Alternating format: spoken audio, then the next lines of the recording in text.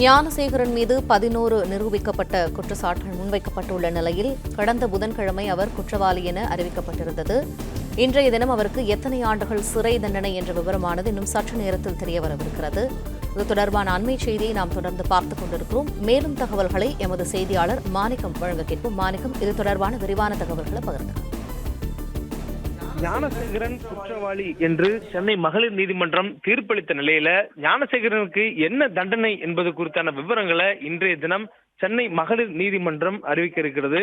ஞானசேகரன் மீதான பதியப்பட்ட வழக்குகள்ல 12 குற்றச்சாட்டுகள்ல 11 பிரிவுகள் அவர் மீது குற்றம் சாட்டப்பட்டது நிரூபிக்கப்பட்டிருக்கிறது.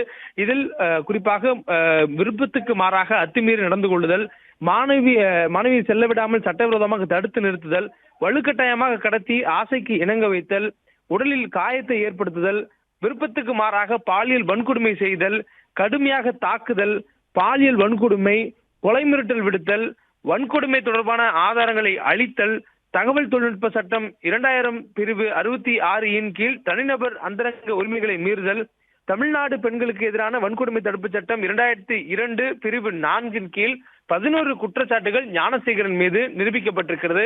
இந்த குற்றச்சாட்டுகள்ல அவருக்கு கொடுக்கப்படக்கூடிய தண்டனைகள் ஒவ்வொன்றுக்கும் தனித்தனியான தண்டனைகளாக இருக்கும்.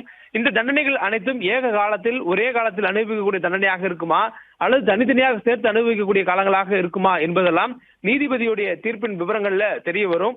இந்த தீர்ப்பினுடைய குறைஞ்சபட்ச தண்டனையாக ஞானசேகரனுக்கு ஆயுள் தண்டனை நிச்சயம் வழங்கப்படும் என்பது எதிர்பார்ப்பாக இருக்கிறது.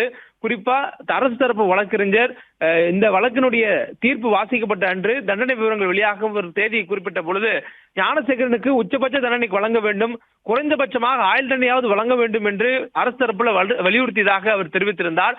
இதே நேரத்தில் ஞானசேகரனுடைய தரப்பில் ஆஜரான வழக்கறிஞர்களும் அவருக்கு தாயார் இருக்கிறார்கள், தந்தை இல்லை, தான் ஒருவர் மட்டுமே குடும்பத்தில் வருமானத்தை சம்பாதிக்கக்கூடிய நபராக இருப்பதால் தன் மீதான குற்றச்சாட்டுகளுக்கு விதிக்கக்கூடிய தண்டனையை குறைஞ்சபட்ச தண்டனையாக குறைத்து வழங்க வேண்டும் என்ற கோரிக்கையும் ஞானசேகரன் தரப்பிலிருந்து நீதிமன்றத்தில் முன்வைக்கப்பட்டது. இந்த சூழல்ல இன்றைய தினம் சென்னை மகளிர் நீதிமன்றம் ஞானசேகரனுக்கு தண்டனை விவரங்களை வெளியிட இருக்கிறாங்க. இந்த 11 குற்றச்சாட்டுகள் என்பது ஞானசேகரன் மீது சந்தேகத்துக்கு இடமின்றி நிரூபிக்கப்பட்ட குற்றச்சாட்டுகளாக இருக்குது. நேரடி சாட்சியங்கள், கணினி மாதிரியான தரவுகள் கூடன சாட்சியங்கள், செல்போன் செயல்களை ஆய்வு செய்து அதன் மூலமாக கொடுக்கப்பட்டிருக்கிற சாட்சியங்கள் என்று ஞானசேகரனுக்கு எதிரான சாட்சியங்கள் அனைத்தும் சந்தேகத்துக்கு இடமின்றி நிரூபிக்கப்பட்டிருப்பதாக அரசு தரப்பு வழக்கறிஞர் ஞானசேகரனுடைய தீர்ப்பு வந்த போது தெரிவித்திருந்தார். இந்த சூழல்ல இன்றைய தினம் அந்த தீர்ப்புல தண்டனைக்கான விவரங்கள் என்ன என்பது குறித்து அறிவிப்பு வெளியாக இருக்கிறது.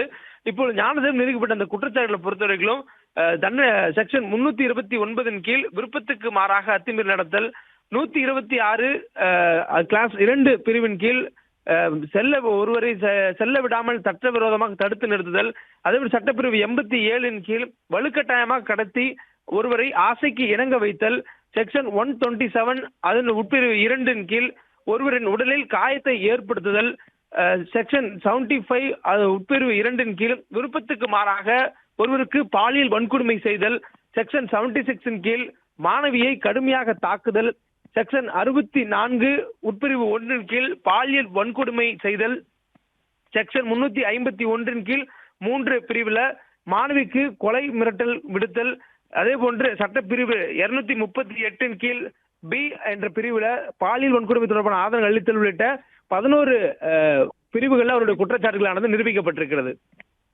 பிளே ஸ்டோர் மற்றும் ஆப் ஸ்டோரில் இருந்து பாலிமர் செயலியை QR கோடு மூலம் பதிவிறக்கம் செய்யுங்கள். செய்திகளை உடனுக்குடன் பெறுங்கள்.